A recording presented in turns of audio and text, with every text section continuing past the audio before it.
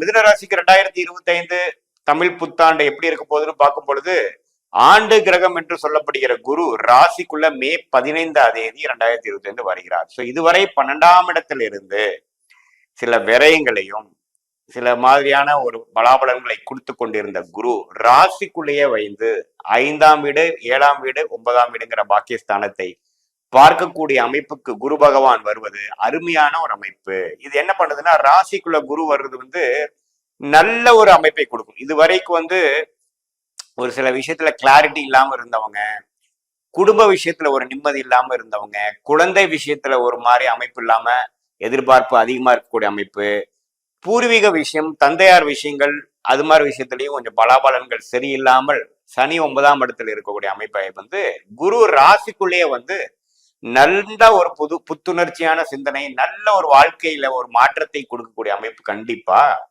குரு கொடுக்கிறார்.